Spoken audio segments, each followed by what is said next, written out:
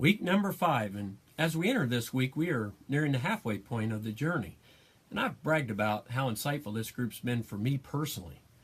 In this week's video, we're going to be talking about law number 9, the law of magnetism, and law number 10, the law of connection. But I must admit, the law of magnetism seems a bit confusing, so hopefully I can help all of us understand a little better. The law simply states, who you are is who you will attract. Now, John gave us a perfect example of how this works when he took over the reins as pastor of Skyline Church in San Diego, California from Dr. Orville Butcher. The transition was dramatic. Dr. Butcher was a musician, and the church was filled with talented musicians. In his time as pastor, he only had 2 different worship leaders, and by contrast, John had 5 different ones work for him. You see, John was not a musician, he was a leader. Dr. Butcher attracted musicians to the church, but after his departure, many of them left. When John left Skyline, the church was filled with leaders. That is the law of magnetism.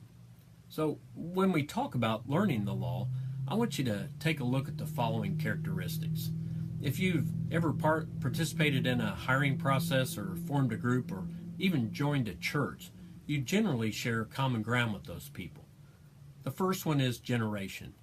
Many times companies and organizations reflect the characteristics of the leader, including age. So, when you're forming a team, your first instinct will be to attract those people from your own generation. Can you imagine a conversation about TV in the 60s and 70s with a group of 20-somethings? They would have no clue what we were talking about. The second one is background.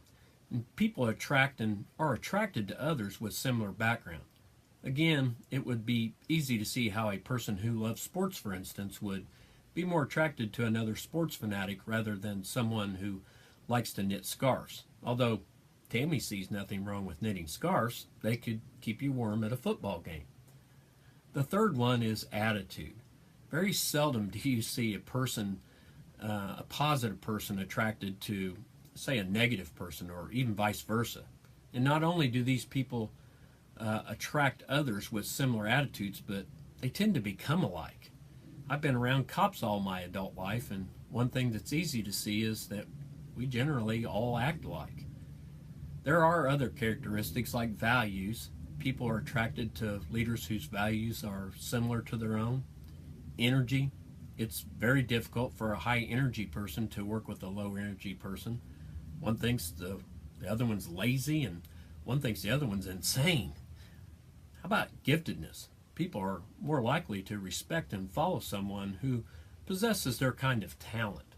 And finally, leadership ability. Now, you had to know that I was going to get that in there somewhere, but truly, people are attracted to those who they know will help them grow as a leader. So, how do we live out this law of magnetism? Well, the first thing you should do, and I would suggest you try to do this before Wednesday's class, is to make a list of the qualities that you're looking for and the people that you're trying to attract, and then determine if you possess those same qualities. If not, then that's a good place to start. Change yourself, and you will attract those people.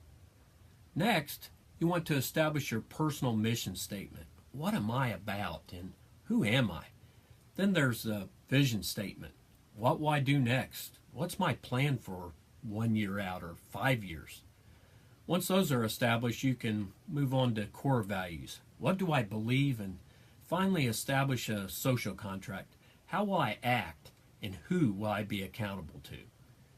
As you can see on your sheets, John says we need to internalize your mission and vision statement, as well as your core values and social contract. Live up to them. And finally, look for people who are in harmony with you. Now comes that confusing thing about the law of magnetism. It says, find people who believe what you believe, but think different thoughts. What did I just say? If everyone in your group or workplace or organization were all alike, how boring would that be? And how productive would it be? Let me give you a picture. When Tammy and I owned a flower shop, she had the talent to make beautiful arrangements and make nifty craft items. Now, she attracted those employees who were more like her, crafty and gifted in design. But I, on the other hand, was very business oriented. I knew things about budgets and advertising and everything needed to keep the business going.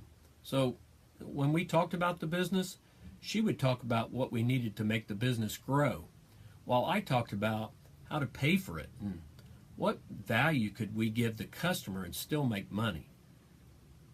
You know, decisions should be made by the leader who is gifted in a certain area, not just by one person, as you can see. Now, how do we lead others to the law? Well, when we hear them talk negative about their staff or others in the group, or the leader talks about the staff they wish they had, both of these statements would signal a chance to explain the law of magnetism. Well, wow, it is hard to believe, but we're at law number 10 already, the law of connection, which simply says leaders touch a heart before they ask for a hand. The heart comes first. This is a relationship law. Now, you must connect on an emotional level, and I must admit that leadership and matters of the heart don't seem to match. But as Mark Crowley points out in his book, Lead from the Heart, the new workforce cares far less about their paycheck than they do their need to feel valued and respected, developed, and cared for. The old model of leadership, which relied on paychecks and perks, is no longer a driving force to attract your workforce and to get them to work harder or to keep them for any length of the time. Let me give you an example of the law of connection. We all remember the date September 11th, 2001, and we remember how President Bush responded. Just days after that, the disaster, he went to ground zero where he connected with the workers and assured the nation, we will fight back. But I doubt you remember August 31st, 2005. That's when Hurricane Katrina made landfall and devastated the New Orleans area and much of the Gulf Coast. On that occasion, President Bush merely flew over the devastated area on Air Force One and later sent government officials to assist.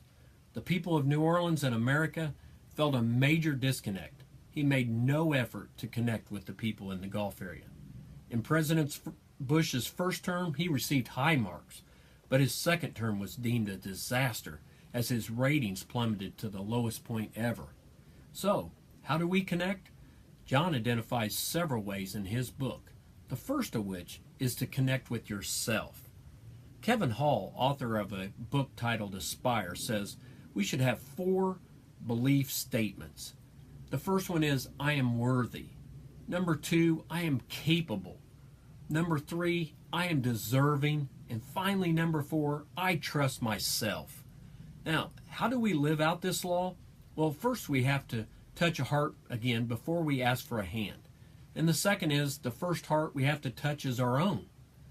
We cannot lead others to places that we've never been ourselves, says number 3. And number 4, know your giftedness, your purpose. And number 5, know your enthusiasm, your passion. Number 6 says live through your giftedness and enthusiasm. Plan the executed combination of purpose and passion. And number 7, true success is living our purpose with passion through a plan. How do we lead others to the law of connection? You must know who you are and have confidence in yourself if you desire to connect with others. The first would be to connect with openness and sincerity. Bill Walsh, the NFL coach for the San Francisco 49ers, said nothing is more effective than sincere, accurate praise, and nothing is more lame than a cookie cutter compliment. The second one is know your audience. You want to speak to what they care about, not just what you care about. Number 3 would be to live the message. We have this demonstrated daily by our pastor. Practice what you preach. Number 4, go to where they are. Since you're a leader, instead of standing on top of the mountain yelling down at everyone to come up to the top, try instead to go down to where they are and help them get to the top. Number 5 says focus on them, not yourself. You will always connect faster when your focus is not on yourself. And finally, number 6, believe in them. People's opinions of us has less to do with what they see in us than it does with what we can help them see in themselves. And finally, again, number 7, offer direction and hope. People expect leaders to help them get to where they want to go. Now, as we enter this last half of the mastermind group, I sincerely hope that I'm connecting with you and you're connecting with each other. This one law could be expounded upon in a study of its own called Everyone Communicates, Few Connect. Later on, I'll show you some of the other programs that I can offer to help us become better leaders. But for now, I hope you're starting to see a benefit to participating in this program. If you really do enjoy it, share your experience with friends and family and coworkers who you think might benefit from it. I'll see you next week. Stay safe and stay warm.